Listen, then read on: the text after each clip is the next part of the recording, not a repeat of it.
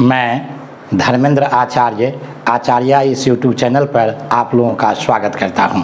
आज हम लोग भारतीय राज्य व्यवस्था पॉलिटी से जुड़े हुए कुछ विषयों पर विचार विमर्श करेंगे।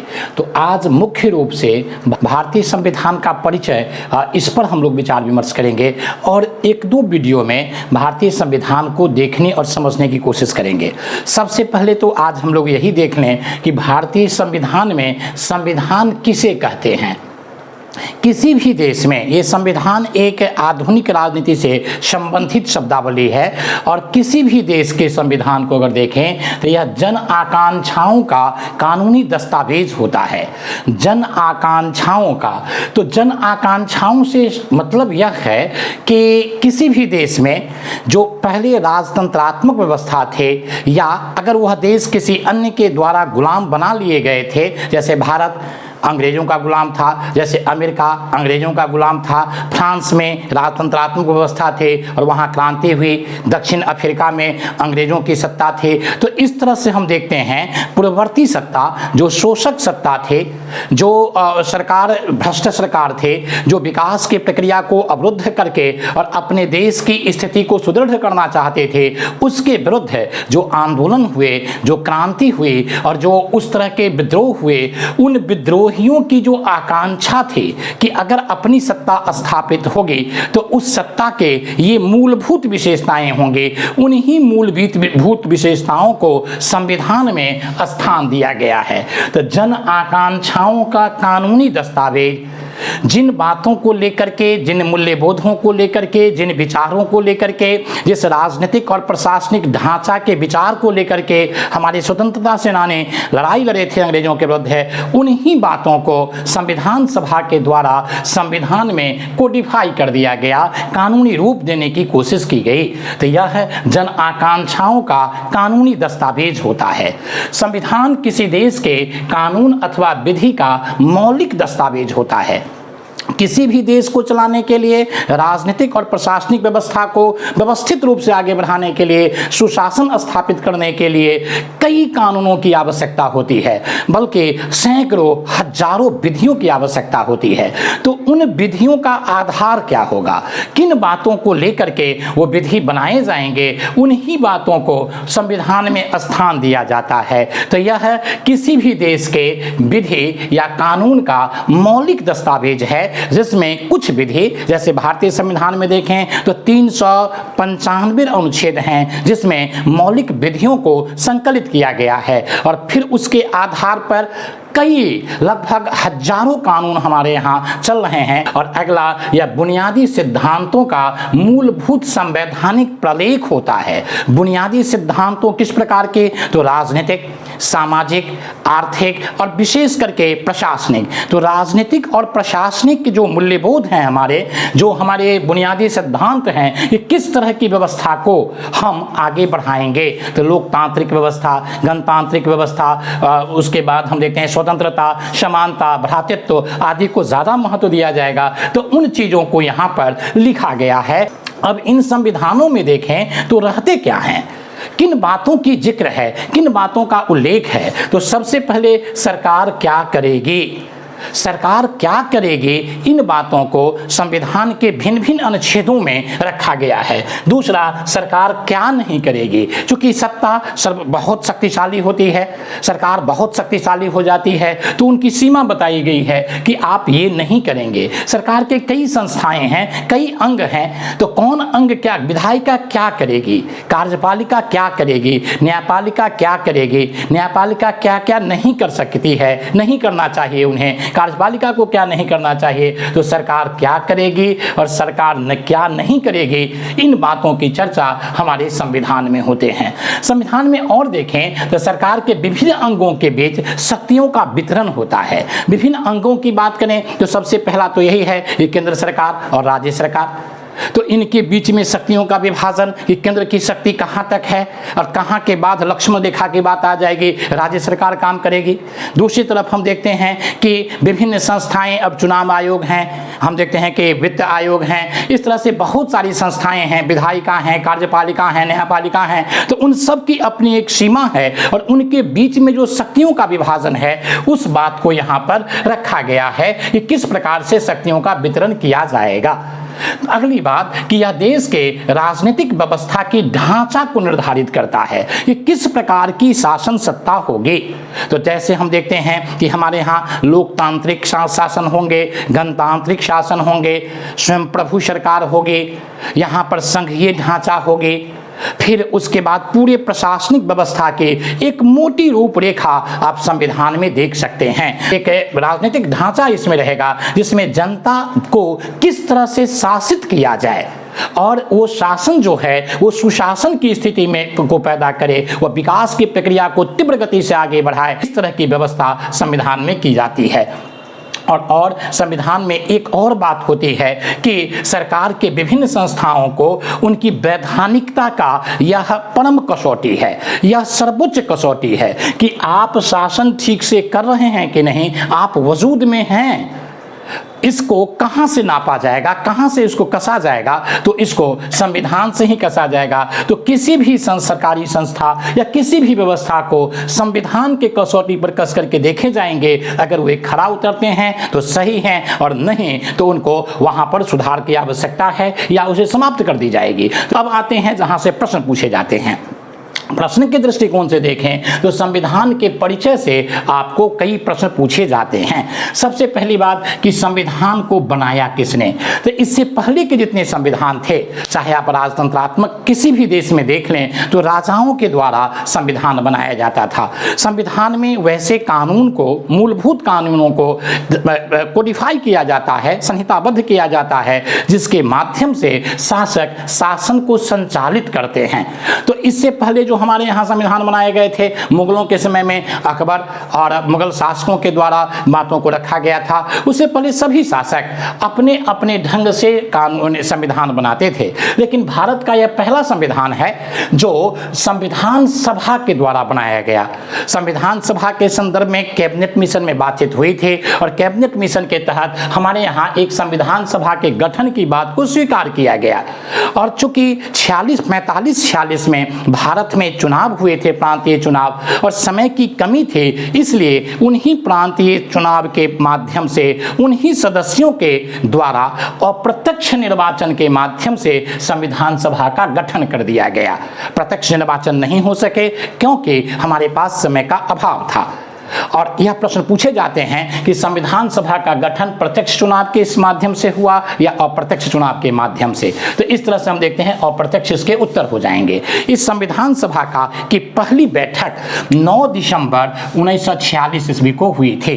9 दिसंबर 1946 ईस्वी को सोमवार दिन था और 11 बजे इसकी पहली बैठक हुई। इसके पहले अध्यक्ष सच्चिदानंद सिन्हा हुए, जिनका संबंध बिहार से ही था। उस बैठक में मोटे तौर पर 211 सदस्य उपस्थित हुए थे। लेकिन ठीक 2 दिन के बाद, यानी कि 9 तारीख के बाद 11 दिसंबर को इसकी अगली बैठक हुई। 11 दिसंबर 1946 ईस्वी को इसके अस्थायी अध्यक्ष राजेंद्र प्रसाद को चुना गया। राजेंद्र प्रसाद देश रत्न थे, भारत रत्न थे, भारत के पहले राष्ट्रपति और द्वितीय राष्ट्रपति भी, लगातार 2 बार राष्ट्रपति बनने वाला वे एकमात्र व्यक्ति हैं भारत के। उन्हें इसका अध्यक्ष बनाया गया और उपाध्यक्ष जो है वो H.C. मुखर्जी को बनाया गया। तो संविधान सभा के उपाध्यक्ष H.C. मुखर्जी बने और इसके विधि सलाहकार यानी विधि परामर्श, कानूनी सलाहकार या विधि परामर्शकर्ता B.N. राव को बनाया गया। बेनेगल नरसिंह राव इनका पूरा नाम है, इन्हें विधि सलाहकार बनाया गया। तो 11 तारीख को 3 महत्वपूर्ण पदों पर को सृजित किया गया। पहला अध्यक्ष, दूसरा उपाध्यक्ष और तीसरा विधि सलाहकार, ये दोनों निर्वाचित थे और इनको नियुक्त किया गया था। और आगे देखें 26 नवंबर 1949 ईस्वी को भारतीय संविधान 2 वर्ष 11 महीना 18 दिन में लिख करके तैयार कर लिए गए और इस तरह से 26 नवंबर 1949 ईस्वी को इसे अंगीकृत किया गया, इसे आत्मार्पित किया गया। इन दोनों शब्दों की चर्चा हम लोग जब प्रस्तावना पर विचार विमर्श करेंगे तो वहां पर इसका विस्तार से उल्लेख होगा। तो 26 नवंबर 1949 ईस्वी को ही भारतीय संविधान लिखा करके तैयार हो गए और इसे आत्मार्पित कर दिया गया और उसी दिन इसके कुछ भाग जैसे नागरिकता जैसी चीज़ें जो हैं वो उसी दिन से लागू हो गई। लेकिन भारतीय संविधान को 26 जनवरी 1950 ईस्वी से पूर्ण रूपेण लागू किया गया। अब पूर्ण रूपेण लागू किया गया क्यों 26 जनवरी 1950 को? इसलिए कि लाहौर अधिवेशन के समय 1929 ईस्वी में यह निर्णय लिया गया कि प्रत्येक वर्ष 26 जनवरी को स्वतंत्रता दिवस मनाया जाएगा और उस समय से कांग्रेस और पूरे भारत में स्वतंत्रता दिवस 26 जनवरी को मनाया जाने लगा और लोग भिन्न भिन्न जगहों पर मनाते थे। लेकिन देश आज़ाद हो गया 15 अगस्त 1947 को। अब 26 जनवरी को याद करने के लिए, उसको गौरवान्वित करने के लिए 26 नवंबर के जगह पर 26 जनवरी 1-2 महीना आगे बढ़ा करके 3 महीना आगे बढ़ा करके और 26 जनवरी को हम इसको लागू किए। संविधान के सभी अनुच्छेद लाइव हो गया उस दिन से और उस दिन के बाद हम देखते हैं कि भारत गणतंत्र हो गया। तो गणतंत्र दिवस 26 जनवरी 1950 और स्वतंत्रता दिवस 15 अगस्त 1947, तो 15 अगस्त को मनाया जाता है। तो इसीलिए कि उन दिन को, उन तिथियों को हम ध्यान में रखें। अब अगली बात, संविधान जो है, मूल संविधान, उसमें कितने क्या है उसका परिचय। तो मूल संविधान को देखें तो इसके 22 भाग थे, यानी कि 26 जनवरी 1950 ईस्वी को भारतीय संविधान 22 भागों में बटा हुआ था। इसमें अनुच्छेद की बात करें तो 395 अनुच्छेद थे और अनुसूचियां इसमें 8 थी। 8 अनुसूचियां थे और अनुच्छेद 395 और भाग इसमें 22 थे। लेकिन 1951 से ही इसमें संशोधन प्रारंभ हो गया और संशोधन होना प्रारंभ हुआ। 1951 में 51 में पहला संशोधन हुआ और वर्तमान में जो संविधान के भाग हैं वो 25 हैं, 25 हैं। वो कौन कौन भाग बढ़े अगली वीडियो में हम लोग देखेंगे। उसके बाद अनुच्छेद की संख्या मोटे तौर पर 450 से लेकर के 470, अभी मोटे तौर पर 467-68 अनुच्छेद भारतीय संविधान में हैं अगर काउंटिंग करेंगे तब। लेकिन अनुच्छेदों की अगर संख्या देखें संविधान में तो अंतिम अनुच्छेद 395वां ही दिखेगा। तो बीच में कई अनुच्छेद जोड़े गए हैं, उन सबको अगर काउंट करेंगे तो लगभग 470 अनुच्छेद आपको भारतीय संविधान में अभी एट प्रेजेंट में है। अगला देखें, अनुसूचियों की बात करें तो अनुसूचियां 12 हो गई। पहला 9वीं अनुसूची जो है वो पहले ही संविधान संशोधन 1951 के तहत जोड़ दिया गया। 10वीं अनुसूची 52वां संविधान संशोधन के तहत 1985 में जोड़ा गया जिसका संबंध दल बदल विधेयक से था। 11वां अनुसूची जो है वो 1993 में जोड़ा गया जिसका संबंध पंचायती राज व्यवस्था से है और 12वीं अनुसूची 1994 में जोड़ा गया जिसका संबंध नगर पालिका और नगर निगम से है। तो इस तरह से हम देखते हैं कि अब अनुसूचियों की संख्या 12 हो गई है, अनुच्छेदों की संख्या मोटे तौर पर 470 हो गई है। और उस तरह से संशोधन की बात करें तो भारतीय संविधान 127वां संशोधन, 122वां संशोधन को देखें तो जीएसटी से जुड़ा हुआ है।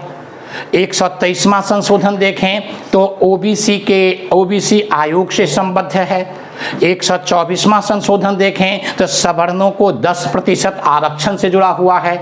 125वां संशोधन देखें तो असम में, त्रिपुरा में, मिजोरम में और मेघालय में अनुसूचित जनजाति के प्रशासन से संबद्ध है। और 126वां संविधान संशोधन देखें तो एससी के रिजर्वेशन से इसका संबंध है। तो अभी तक हमारे यहाँ लगभग 126 संविधान संशोधन हो चुके हैं और 27वां संविधान संशोधन भी पेश कर दिया गया है। तो इस तरह से कई संशोधन हमारे यहाँ हो चुके हैं। प्रश्न पूछे जाते हैं कि लास्ट संशोधन जो है उसका संबंध किससे है, करंट से भी आ सकता है। अगर भारतीय संविधान के स्रोत को देखें तो यहाँ से भी प्रश्न पूछे जाते हैं। भारतीय संविधान के स्रोत की बात करें तो लगभग 75% भाग जो है 1935 के भारत शासन अधिनियम से लिया गया है। लगभग 75% भाग भारत शासन अधिनियम 1935 के अधिनियम से लिए गए हैं।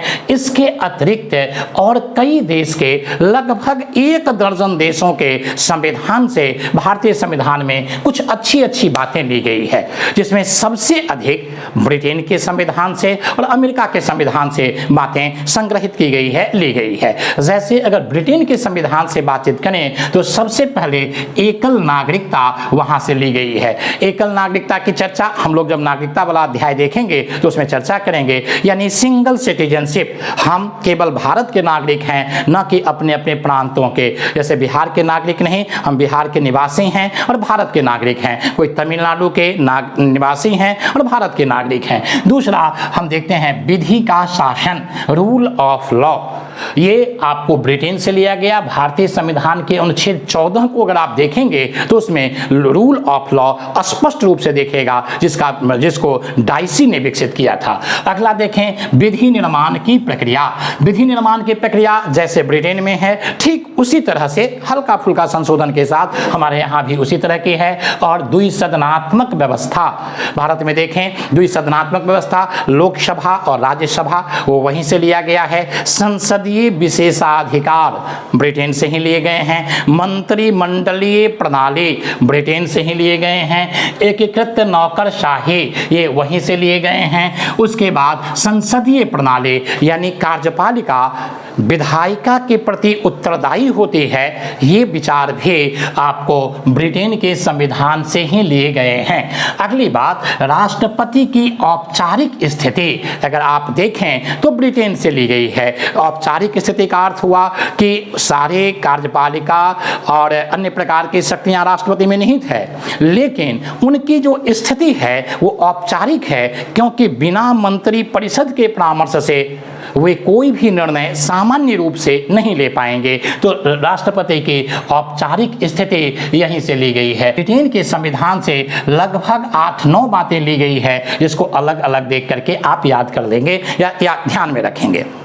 दूसरा, अब हम यूएसए के संविधान से अमेरिका के संविधान पर विचार विमर्श करें तो यहाँ से भी कई बातें ली गई है। सबसे पहली बात तो यही कि उपराष्ट्रपति राज्यसभा के पदेन सभापति होते हैं। दूसरा, राष्ट्रपति के संदर्भ में हमने पहली बात तो यही ले ली कि निर्वाचित राष्ट्रपति होंगे। ये अमेरिका के संविधान से लिया गया। ब्रिटेन के संविधान से लिया गया कि राष्ट्रपति जो हैं वह उनकी स्थिति औपचारिक होगी, और निर्वाचित राष्ट्रपति होगी वो आपको अमेरिका के संविधान से लिया गया। और आयरलैंड के संविधान से यह लिया गया कि राष्ट्रपति का निर्वाचन कैसे होगा। तो अभी हम लोग अमेरिका के संविधान से देख रहे हैं तो राष्ट्रपति की जो है निर्वाचित राष्ट्रपति होंगे और उनमें कार्यपालिका की शक्ति निहित होगी। अनुच्छेद 53(1) को देखेंगे तो स्पष्ट रूप से लिखा हुआ है कि भारत की समस्त कार्यपालिका शक्ति राष्ट्रपति में निहित होते हैं। और अनुच्छेद 53(2) में लिखा हुआ है कि सेना की जो सैन्य शक्ति है, सेना के पदों की शक्तियां जो हैं वह भी राष्ट्रपति में निहित होता है। अर्थात जल सेना, थल सेना, वायु सेना और अभी सीडीएस, इस तीनों के चारों के प्रमुख कौन होते हैं? तो राष्ट्रपति होते हैं। तो इस तरह से ये दोनों बातें अमेरिका से ली गई है। अगला, संविधान की सर्वोच्चता। भारत में सर्वोच्चता किसकी है? तो न तो न्यायपालिका की है, न तो विधायिका की है और न तो कार्यपालिका की है। किसकी सर्वोच्चता है? संविधान की सर्वोच्चता है, क्योंकि इन तीनों को शक्तियां कहां से मिलती है? संविधान से मिलती है। तो इस तरह से हम देखते हैं संविधान की सर्वोच्चता यहां से ली गई है। अगला, मूल अधिकार। मूल अधिकार के संदर्भ में देखें तो अमेरिका के संविधान में बिल ऑफ राइट्स है और बिल ऑफ राइट्स से प्रेरणा के रूप में, प्रेरणा के स्रोत के रूप में हम उसे देखते हैं और वहां से मूल अधिकार लिए गए हैं। अगला, वित्तीय आपात। वित्तीय आपात की चर्चा भारतीय संविधान के अनुच्छेद 360 में है और वित्तीय आपात के संदर्भ में जो सूत्र है हमने अमेरिका के संविधान से ही लिया था।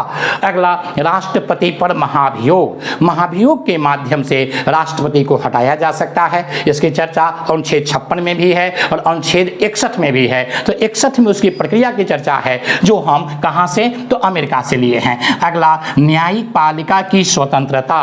न्यायपालिका से जुड़ी हुई कई बातें, न्यायपालिका स्वतंत्र होंगे, न्यायिक पुनरावलोकन करना होगा और न्यायिक पुनरावलोकन की शक्ति, न्यायपालिका स्वतंत्र होंगे। और तीसरी बात, सर्वोच्च न्यायालय और उच्च न्यायालय के न्यायाधीशों को अगर हटाना है, निष्कासन करना है, तो उसकी जो प्रविधि है वह भी अमेरिका से ही ली गई है। तो इस तरह से देखते हैं न्यायपालिका से जुड़ी हुई तीन बातें, न्यायिक स्वतंत्रता, न्यायपालिका की स्वतंत्रता, न्यायिक पुनरावलोकन और न्यायाधीशों को हटाने की प्रक्रिया अमेरिका के संविधान से ली गई है। अब हम देखते हैं फ्रांस के संविधान से। फ्रांस के संविधान से देखें तो गणतंत्रात्मक व्यवस्था फ्रांस के संविधान से ली गई है। फ्रांस के संविधान से प्रस्तावना के जो कुछ महत्वपूर्ण शब्द हैं, जैसे स्वतंत्रता, जैसे समानता, जैसे भ्रातृत्व यानी इक्वलिटी की बात करें, लिबर्टी की बात करें और फ्रेटर्निटी की बात करें, तो ये तीनों शब्द फ्रांस के संविधान से ही लिए गए हैं। कनाडा की बात करें तो कनाडा के संविधान से दो तीन बातें ली गई है। पहला, संघीय ढांचा।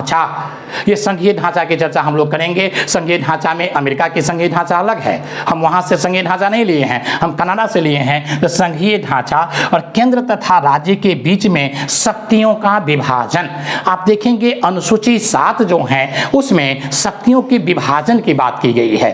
उसमें 3 लिस्ट दिए गए हैं, केंद्र सूची, राज्य सूची और संवर्ती सूची। तो ये सब जो विभाजन की प्रक्रिया है वो हमने कनाडा से लिया है। और अगला, राज्यपाल की नियुक्ति केंद्र के द्वारा होंगे, यह बात भी कनाडा से ली गई है। तो कुल मिलाकर के कनाडा से एक और बात है जो अवशिष्ट शक्तियां केंद्र में निहित होगी, और जहां अवशिष्ट शक्तियां केंद्र में निहित होगी तो स्वाभाविक है कि केंद्र एक मजबूत स्थिति को प्राप्त कर देगा।